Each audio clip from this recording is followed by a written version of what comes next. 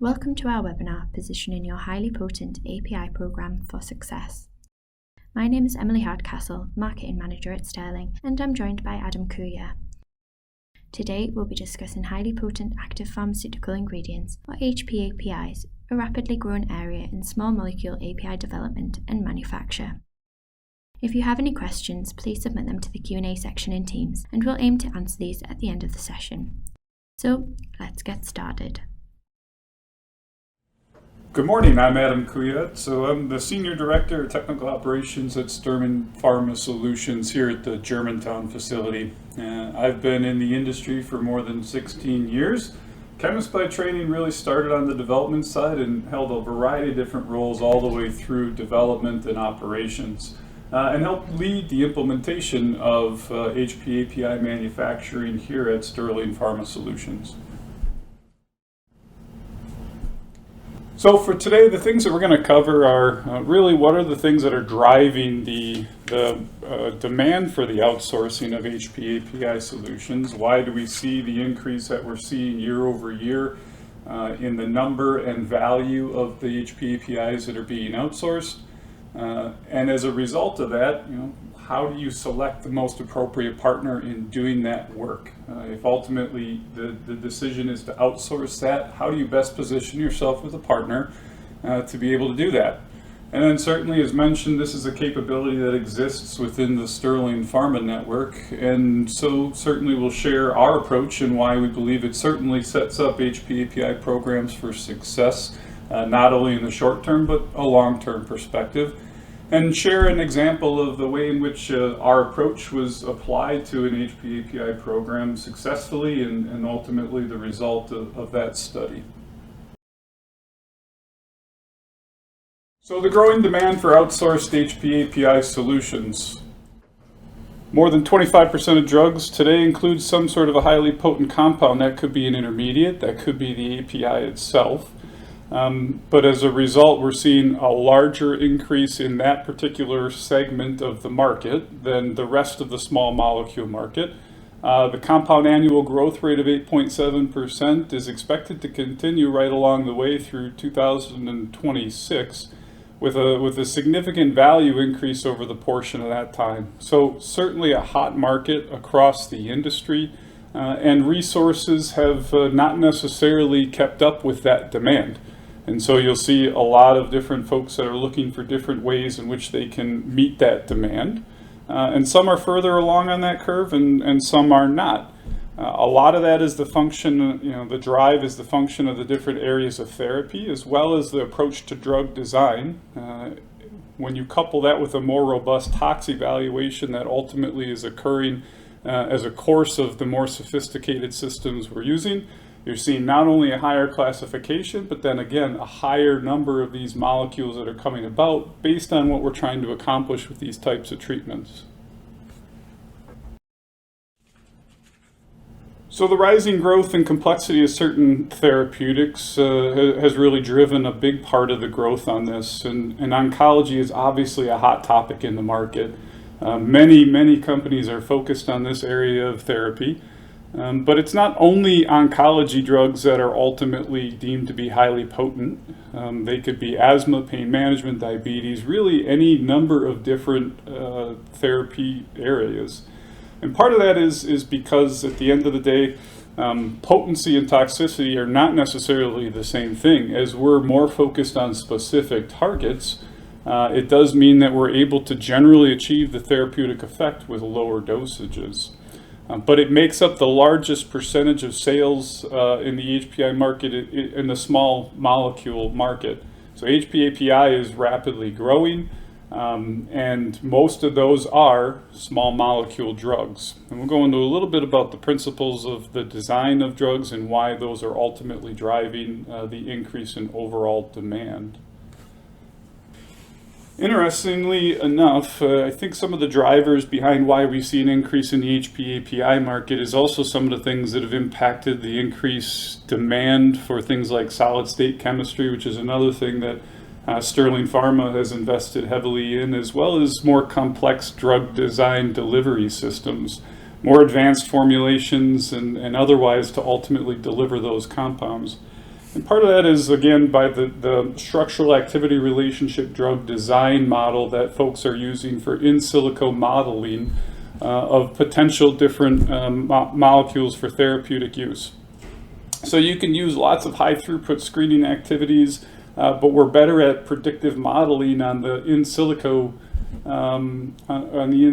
side of things. So computational biology and other mathematical molecules allow us to better predict activity based on the active site that we're ultimately trying to interact with, and the different moieties that you structurally will assemble onto your small molecule to get that effect. Because that tends to be the focus of the drug design process, as mentioned on, for example, the solid state side of things, bioavailability is maybe an afterthought. You don't always get the same level of bioavailability for something that is designed purely to hit an active site than you would that something that might have had more of a biologically driven target, something that was found in nature that might inherently have that level of solubility that you otherwise may want to have in delivering that system. But again, as a result, because these are very targeted therapies, structurally they are assembled to actively meet or to react with the active site of potentially, for example, the cancer cell. They tend to be able to be more specific and then therefore be able to be applied at a lower dose. Now, toxicity does not necessarily equate to potency, and so when you're looking at the in vivo behavior, it may not be a direct correlation to what you saw in silico behavior. So what might have been ultimately modeled may actually be impacted by how it interacts within the body. So something that is intended to act very strongly and create a very strong pharmacological effect at low dosages may not actually be able to achieve that based on how it ultimately reacts within the system. And you may not fully understand the pharmacokinetics of this particular molecule until you do those in vivo studies. But earlier in clinical phases, you may not have the entirety of that pharmacokinetic data available to assess what is going to be the potency level of these drugs. So you can see varying levels of conservatism that are used in classifying these drugs in early development because there tends to be a lack of certain amount of data, whether it be short-term or long-term exposure studies, that allows you to better hone in on what would be considered potent or the level of dosage that would be applied. From an industry perspective, there's actually a variety of values that are placed on what's considered highly potent. I think generally accepted is less than 1 microgram per cubic meter is generally considered highly potent, but anywhere from 10 and below is considered potent. And there's a lot of space in between there and a lot of different levels of engineering controls that go into something that is a 10 can be very, very different than as a 1 and sub 1. So it is actually very important to be able to identify wherever possible what is the ultimate target that you need to get to rather than the space in between. And that does take us to the topic of banding, because banding is very typical in the industry, not only for HPAPI, but just in general when you are doing pharmaceutical development, is how do you appropriately communicate the hazard of the particular compound that you're working with.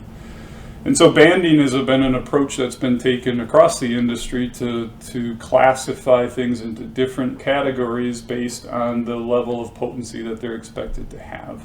Now, this is really the hazard communication piece. It's not actually the risk associated with it. Risk doesn't always equal hazard, and hazard doesn't always equal the risk.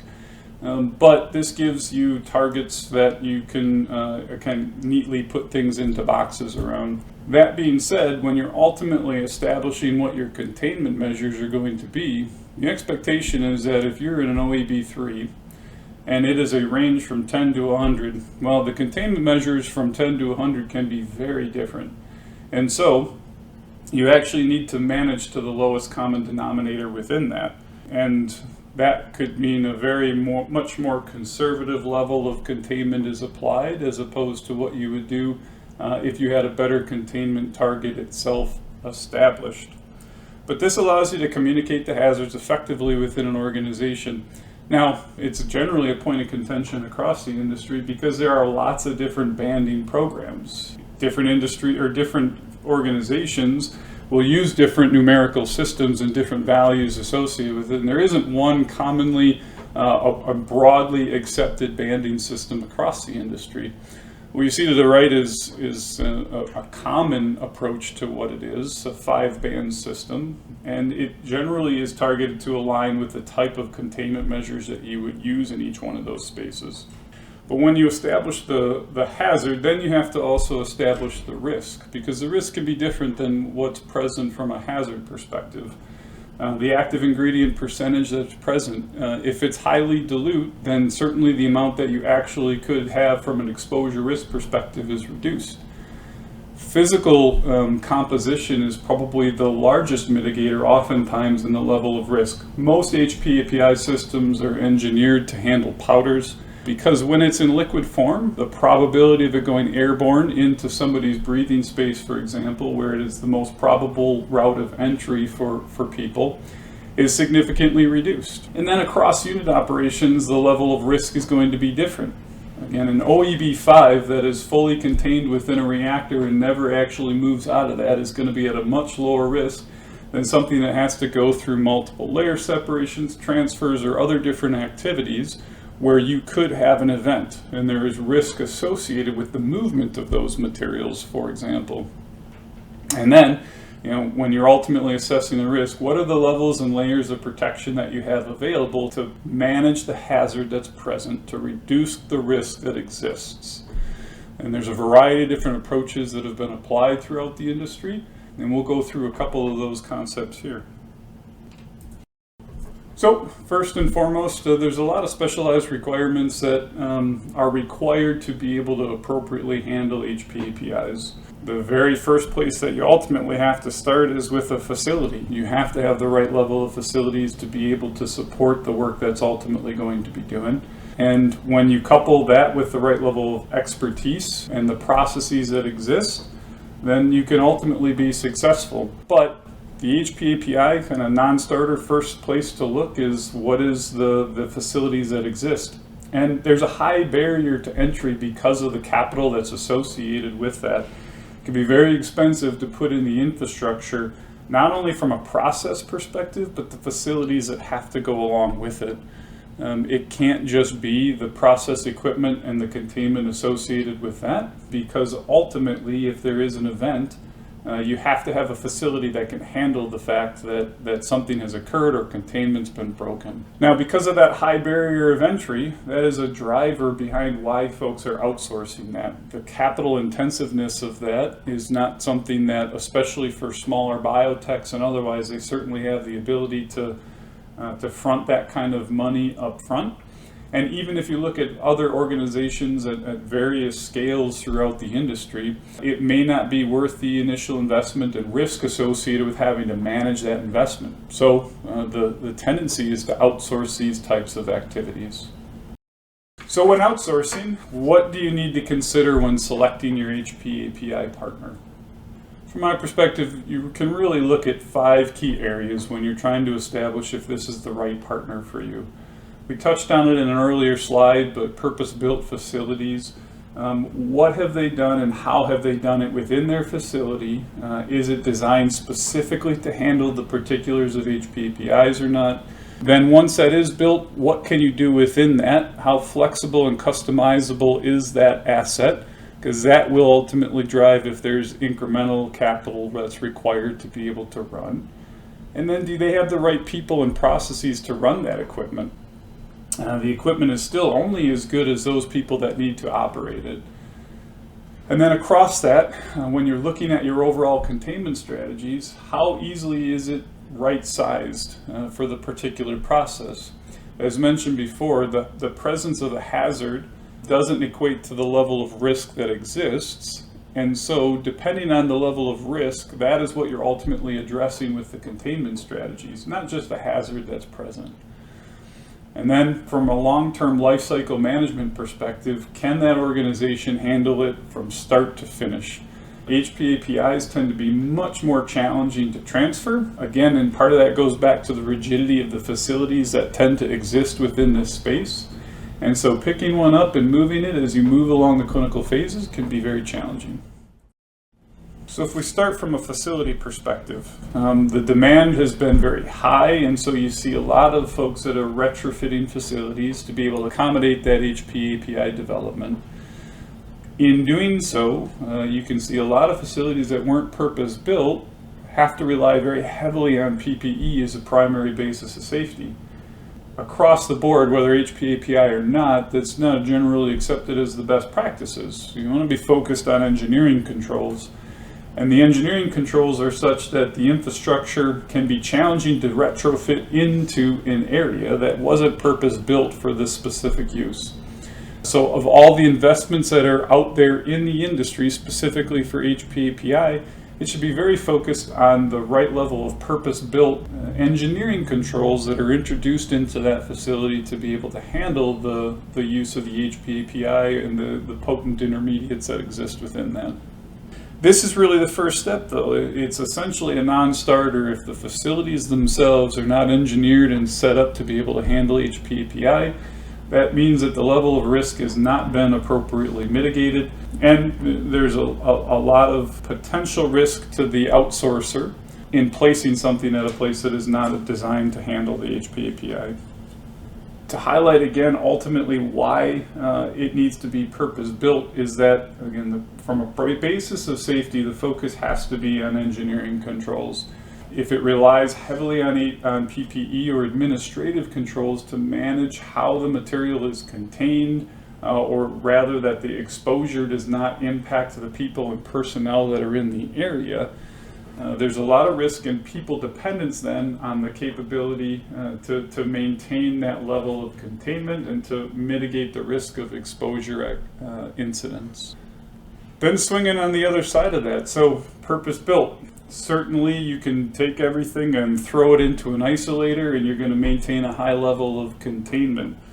But that does not give you a lot of flexibility. Putting everything into an isolator can certainly be very space constrained, but also then the ability to make changes within that space is very challenging. Certainly you can't do it without some capital involvement and some fairly high cost to make the modifications to those fixed units. Many HPAPI, especially those that are focused on the commercial side, will have purpose-built facilities, but then they are dedicated to a very specific type of unit operation or process within it. And so taking a new process, picking it up and dropping it into it can be very challenging. So once that process is not running in there, how do you actually pick something up and put a new process in there, given it may have a different chemistry, it may have different unit operations, it may have different scales. Broad chemistries can have different requirements from an MOC perspective of material construction of the equipment within it to be able to handle the broad types of chemistries that could ultimately be required in the small molecule synthesis. So ideally, when they've taken a look at how they've done the purpose build of their facility, they'll have looked at the ways to make that as flexible as possible. And when you're looking at the flexibility of that, you have to be able to do it in a way that you don't compromise the containment. And if you're considering that you're going to be using a multi-purpose facility, they have to have a very strong cleaning program to ensure that there's no cross-contamination. Certainly one of the benefits of having a purpose-built for you process equipment train is that you're less concerned about cross-contamination. You have certainly a high level of containment within that because it was designed for that. But ultimately you end up spending just about as much money from a capital support perspective for that organization to do it as potentially you would for having it internalized within your own organization. So in outsourcing, certainly most CDMOs are looking to be able to use that equipment to the highest level possible. So to be able to do that, you have to have a very strong cleaning program.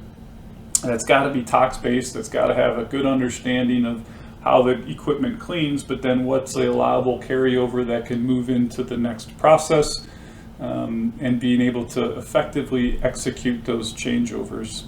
But when you're looking at the flexibility of the asset, has it been designed then that you can also run, again, a variety of different types of unit operations in a way that many different synthetic processes can fit within that suite without a significant additional investment to make it work. That adds time and money.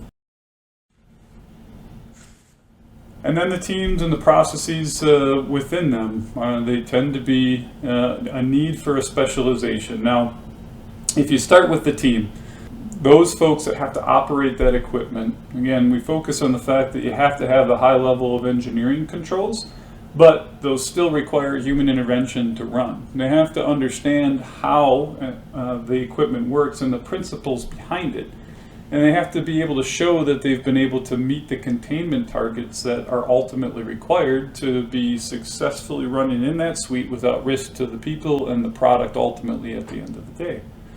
But it doesn't stop at just the operating staff or even just the development staff. It has to expand into the other areas that ultimately this touches, because when you do HPAPIs at a facility, it touches the entire facility. So the maintenance staff, for example, has to be aware of the specific risks associated with performing maintenance on equipment that is associated with HPAPI. There are external vendors that will not service analytical equipment, for example, that has been used in highly potent testing, because they don't have the processes and systems in place to ensure that they can keep their people safe.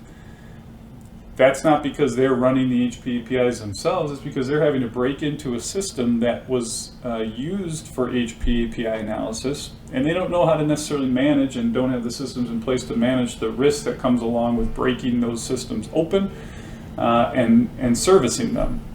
So there has to be a level of qualification that goes into not only the operators but the extended staff that ultimately is going to be responsible for managing the equipment and the facilities at a site.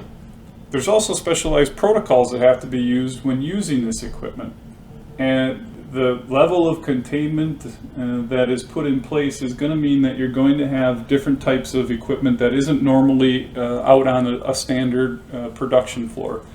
So those folks have to have the specialized training to be able to operate that appropriately, because it requires that to be able to get the level of containment that you need. Ideally, you've got a dedicated HPAPI team. You want them to have gone through the specific training, but more importantly, when you're qualifying those facilities, you also have to be qualifying those people, that they've gone through the containment training and they specifically understand how to meet the containment targets associated with the use of that equipment. That rigor and that robust approach to the setup will mean that when it comes time to actually execute, number one, not only will they hit the containment targets, but there's going to be a lower risk of incident when you're executing at scale, and they'll understand the specific response requirements that exist should there ever be a break in containment. Right-sizing your containment strategies. As mentioned a number of times in this, the containment needs to align with the risk that exists, not just the hazard that is present. One size won't fit all, especially when you're looking at flexibility within a suite. Again, if you start and you go and you build out a dedicated facility with isolators only, and it only fits in the process equipment and is designed for your specific unit operation, it's pretty straightforward, but that also then means you've fairly over-engineered what's necessary to manage the risk, because every step within that process doesn't carry with it the same level of risk. As mentioned, there's things that when you are solution-based is going to present a different level of risk than when you're doing powder charging. And so having a configurable setup with your assets allows you to engineer the specific containment strategy for that specific unit operation. And you look at the entirety of that process not only from a synthetic step perspective, because multiple synthetic steps are generally going to be required to make a small molecule, but also the unit operation steps. So looking at each one individually is important. From a synthetic step perspective, can you evaluate the toxicity, expected or otherwise, for those intermediates and understand whether the hazard exists for that? It may be 3-4 steps before you're actually to the potent compound API. At what point do you consider it highly potent? It doesn't necessarily always correlate just to when it gets to the API, but it also doesn't always start from the registered starting material. And fairly rare is that the case. Generally, that can also be a challenge because you don't always have a lot of toxicological data on intermediates. Certainly you hope that that's the case, but you may not always have that. So do they have processes to assess that risk? There's a lot of various ways to engage toxicological community to establish whether or not this is believed to be potent. Going back to the structural assessment that's done even at the drug design phase, it allows you to do some in silico predictions around whether or not this is expected to be highly potent. It allows you to, again, then apply a risk-based approach to how you manage the containment along the entire synthetic process. And then when you look at the individual unit operations, where does the highest level of risk exist, and is the containment strategy aligned with the level of risk that exists? You want to ensure that you have engineered to the right level. Don't under-engineer, because you certainly won't then address the risk that is present, but don't over-engineer because it increases the cost, but also the cumbersomeness of actually executing the process itself. Getting back into the synthetic process itself, if you have the expertise in the toxicological assessment, it will allow you to, again, look at how you would do a multi-stage containment strategy across the entirety of that process. If you're able to look at the earlier stages, have the appropriate risk assessment done that allows you to downgrade the requirements around the containment at earlier stages, that allows you to certainly reduce cost and lead time for those earlier stages. And then making sure that you've identified the right point of inflection for where you have to increase the level of containment controls to manage the hazard that exists as you move into the more potent regions. And that, again, is exactly the rationale around how you need to manage the individual unit operations so that you understand where the risk exists as a result of the hazard that is present. How do you manage those higher risk areas when you're doing line breaks and chargings and things that have a higher probability of a loss of containment or an exposure event? Lifecycle management is, at the end of the day, it's really a requirement for any outsourcing partner. And whether it's HPAPI or a standard small molecule, the ability to manage the entire life cycle is a critical aspect because it limits the amount of tech transfers that ultimately need to occur. Some CDMOs are certainly focused on the development space, and some are very focused on the commercial side. And that's not only true of standard small molecule processes, but also certainly from an HPAPI perspective. Part of that is how they've decided to approach the facility build out. Is it designed specifically for the commercial production of a specific molecule? In which case, bringing in new molecules is very challenging when it's solely focused on that commercial production side. And then in the development side, they may not then have the infrastructure ability or otherwise from an auxiliary support perspective, the quality organization, the analytical organization, and manufacturing organization to really manage the commercialization of a drug. Do they have the CMC expertise to take you through a successful NDA filing? It presents a significant challenge for the management of the life cycle of the project because if they do not, if you're starting on one side or the other, it requires knowledge transfer. Knowledge transfer is always a challenge, whether it's HPAPI or not, but you add the added complexity of it being an HPAPI, where there may be some specific constraints for what you can do and where you can do it, your options for partners become even more limited. And therefore, executing a knowledge transfer with maybe who wasn't your first choice from an organizational perspective overall from a competency adds risk in those different stages. So ideally, you can find a partner that can manage the entire life cycle of the development and commercialization of a molecule. Ideally, that's something that they have also done for any other number of small molecule APIs, because that piece, the life cycle development, is somewhat agnostic to whether it's an HPAPI program. But the outsourcing of the molecule to another organization and the knowledge transfer that's required in doing so is much more complicated when you're dealing with an HPAPI. So here's the crux of it. What does Sterling do to ultimately position its HPAPI programs for success? Sterling, as an organization, has more than 50 years experience in complex and hazardous chemistry. And while some of that is from an energetics perspective or otherwise, what it means is that it has a robust approach to assessing how hazard translates into risk. And that is applicable not only to just generally hazardous chemistries, but ultimately in how you assess and manage risk in something like HPAPI. 15 years of experience on just the HPAPI front means we're not new to the game. Even though we've installed a lot of fairly new facilities here in the last couple of years in support to be able to handle it from a higher level of engineering controls, our experience goes on much longer than just the last couple of years.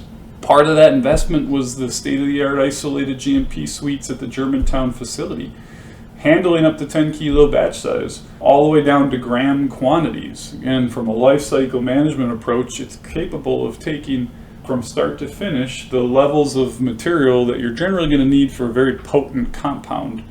Batch sizes generally don't exceed much beyond that from a commercial perspective if it is truly a very potent compound. And then, this is a really major point in the industry, is have you done the level of containment verification that says, not only did I design things appropriately, but I've proven that the design actually performs at the level that it's expected to perform. From a purpose-built facility, we've invested extensively in those. The 2 containment suites that we've put in place were specifically designed for handling HPAPIs, and that not only includes the process equipment, but all of the facilities and support that go into it. It allows us to address all the levels of containment that we would need for a particular process, and is flexible and customizable. We have a mix of fixed assets combined with an open ability to move things in and out that would also be required for specific unit operations. And with the layering approach of the controls that we've put in place, it allows us to ensure that at the end of the day, it is managed all the way through at the process and facility level. Significant time, energy, and effort has gone into the specialized teams, their training, and the processes that they have to use. There's an entire set of additional protocols, work instructions, and otherwise that drive how they do things on a daily basis within the HPAPI suite to ensure that we've got the right level of understanding of what is necessary to meet the containment targets. But then we've qualified them as part of the qualification of the equipment itself, right? The expectation is that you've done surrogate monitoring. Naproxen sodium being a very common way in which you'll do the IH monitoring to support that you've hit your containment targets. Well, those are expected to be done by the operators themselves using the equipment. And as part of the qualification process is they have to show that they're capable of getting to those containment targets. And it's actually less common than you think across the industry for not only doing the design to the right level, but then verifying that you've got there. One of the first questions you should generally ask when you walk in the door, evaluate an HPAPI facility is, can I see the data associated with the containment that you're able to achieve in those suites? That containment verification, again, is done with and by and used to certify the folks that are involved in the HPAPI manufacturing. At Sterling, we have a very robust approach to how we do the toxicological assessments and how we ultimately right-size the containment strategy for these particular products. We have the ability to do the structural assessment and partner with a variety of toxicological organizations to be able to say that this is the right point of inflection. Here's where we have to apply this containment strategy. And we have the flexibility within our suite and our equipment to be able to tailor then where and how we apply the containment to ensure that we have managed the risk that exists there. It allows us to not over-engineer the solution, but yet still get the level of containment that's required. When you go back to how the containment verification was ultimately done, it was based on all of those different potential unit operations, taking a process from start to finish to see, are we hitting the containment target on the filtration? Are we hitting the containment target on this line break, on this distillation, on this charging? That allows you to stack up that process and say, I've got containment verification across it. Here is the level of containment, isolator or otherwise, that has to be used to achieve that containment target. And then as you look at the entirety of the unit op process for the synthesis, you're able to ensure that along that entire chain, you've got the containment in place that's necessary to be successful. Within Sterling, it's a competency that new product development and commercialization has been the focus for more than 50 years. The site is oriented around how do we take something from clinical all the way through commercialization. So the CMC competency that exists within this organization allows you all along the way to be able to position yourself for the next phase of the clinical trials, the clinical program, as well as ultimately when you're going to have to commercialize this. It's a unique and collaborative model that is very focused on how we ultimately work with our partners to ensure that success. It's very consultative, and so we look to partner with our customers to be able to maximize the level of transparency, because at the end of the day, that is going to ensure that the product that goes out the door, the CMC and control strategy that's deployed, not only from a containment perspective, but to support IND filings and NDA filings, is going to be right-sized and successful in progressing. Taking a look at the facility, just to give you an idea of the layout and the engineering controls that are in place. When set out, we look to achieve that less than 30 nanogram containment target at the onset. Now, the nice thing about the way in which these suites have been engineered is we can actually increase levels of containment where necessary to get lower than that. But you're only as good as your weakest link within that chain, and so we've certainly verified across the entirety of it that we're able to hit 30 nanograms for any number of configurations that would be set up within that suite. If you look at how the rooms are set up, there's pressure cascades across them. So it's not only ensuring that at the point of use you've got containment, where in the light blue shaded area you've got all your fully contained process equipment residing within that. You've got the downflow booth around it to ensure that should there be a break in containment, it will not make its way into the suite. But should there be anything beyond that, the unidirectional flow ensures that material will not go backwards into the non-protected areas. The misting shower on the outlet ensures that you won't take anything with you should there have been a break in containment, known or unknown. And that migration is managed throughout the entirety of the facility. As mentioned, it's been set up very flexible to run a lot of different unit operations. It can do cryogenics. It's set up to be able to be supported with hydrogenation, heated and cold filtrations, standard layer separations, and other types of processes like distillation can all be run within this suite. That occupies, from a fixed equipment perspective, a little less than half of that space within the downflow booth. The rest of that being expansion space for specific pieces of equipment that are required from a unit operation perspective to run a process. That again allows for us to be very configurable in how we set up the suites and how we ultimately run the processes within them. Going back to the multi-layered approach. So to better understand again how we mitigate risk of not only the point of use, but then should an event happen, which again, as you do any kind of a HAZOP, it is always about the layers of protection that exist. How many holes in the Swiss cheese do you have to hit before you're able to get through? You want to make sure that you've got enough layers that the probability of there being an issue is mitigated. So at the very base and core, everything within those suites is fully contained. It's a use of isolators, it's a use of closed systems. There's no open handling associated with what happens in those areas. But should there be a break in containment, how do you manage any risk associated with those folks that are operating that equipment? Downflow booths are a great way to ensure that if there is an issue that occurs, the directional flow that drives it down to the floor ensures that it's not in the breathing airspace of the operators that are present there.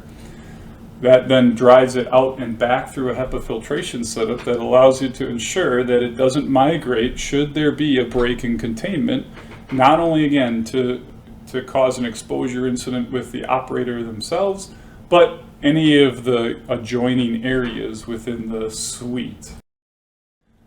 And then to ensure that, again, from a facility perspective, there's no risk to it making it out beyond that, there's room controls. And mentioned in the diagram and design before, by managing the direction of the flow, but then also the pressure cascades that exist, each one of those pressure ridges ensures that you're going to be pressing air back into the suite to ensure that it will not necessarily allow powders or things that have gone airborne to make their way out and migrate. And part of any good containment monitoring process, or IH monitoring, is to ensure that not only are you good at a point of use, but how do you monitor and track possible migration of that material if there's an event.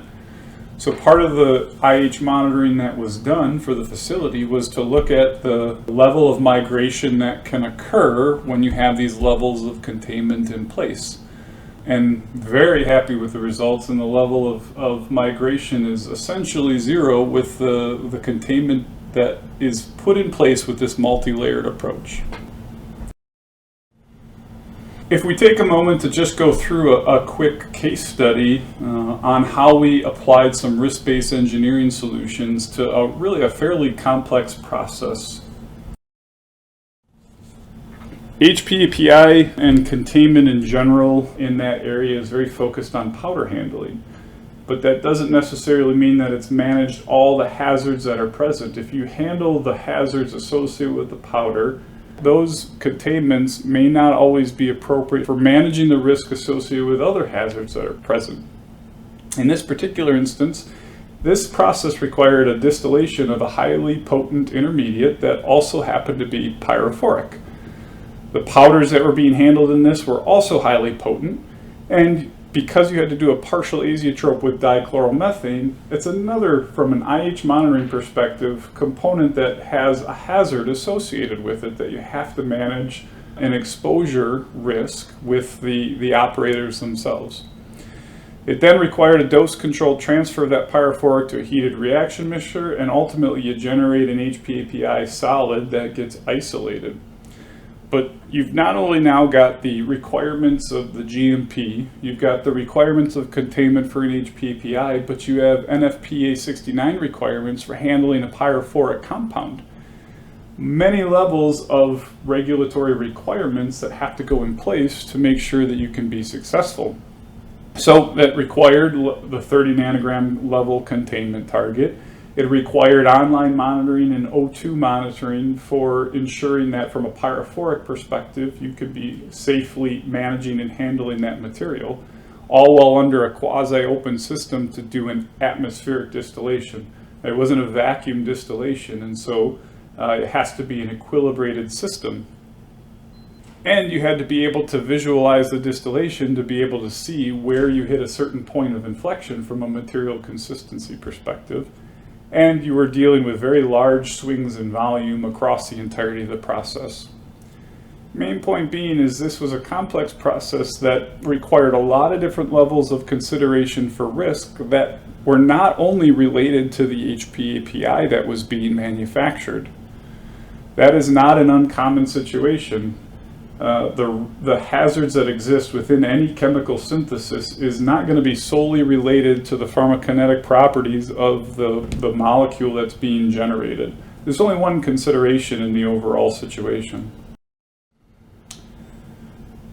So it required an integrated risk assessment. It had to look across the board from a HAZOP perspective across the entirety of that process and all of the risks that were present and associated with that. And in some places, they weren't always in direct alignment with how you would otherwise manage some of the different hazards or risks associated with these. Ultimately, we were able to come up with, again, very customized point of use containment for how we wanted to do not only the handling of the solids, but bringing in a specialized distillation setup to do the very specific unit operation of the distillation that is otherwise not necessarily set up within the potent suite. And not many potent suites are going to be set up to handle that in a fixed setup. So having the flexible arrangement that we had on the suite allowed us to bring that in with little to no capital associated with that change and be able to run and commercialize actually this process within that suite. We looked across the entirety of that process, added containment where necessary, and where there was any concern or risk around the levels of protection that existed, while we still maintained the requirement and the use of engineering controls to be the primary basis of safety, we also added a level of PPE on from a risk mitigation perspective to ensure we had the right levels of protection and layers of protection across the entirety of that process. And we ensured that we then absolutely hit the containment required for the process. So surface and air sampling was part of the plan to ensure that all the assumptions that went into this risk assessment actually came to fruition. Did the design actually perform as designed once we actually ran the process itself? Something to consider is, and this was very prevalent in this specific instance, is if you look at an HPAPI process, it's going to take a bit longer. 5 days would be how we would have expected the previous process to run under standard conditions. The very first time we ran it, given the level of focus and scrutiny that was done on all the protocols that were associated with it, took 12 days in the suite. And once we were up and running at a validated state, it was a 7-day cycle time.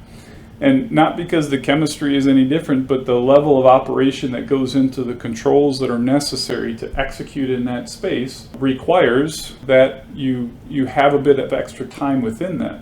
But what it does is it highlights the point around the right size containment solutions, because getting it back down to that 7 days is really based upon the ability to apply the right level of containment and control at the different stages and not where it's not necessary, so that you are not over-engineering and therefore prolonging the overall activity within those assets. That brings us to the end of the presentation. Hopefully from start to finish you can understand what are the drivers growing the area of HPAPI within the market, how is that being handled by the outsourcing partners that exist, and how has Sterling specifically approached the ability to manage the HPAPI and be a preferred vendor for the industry in outsourcing those solutions, not only at the early clinical stages, but all the way through commercialization.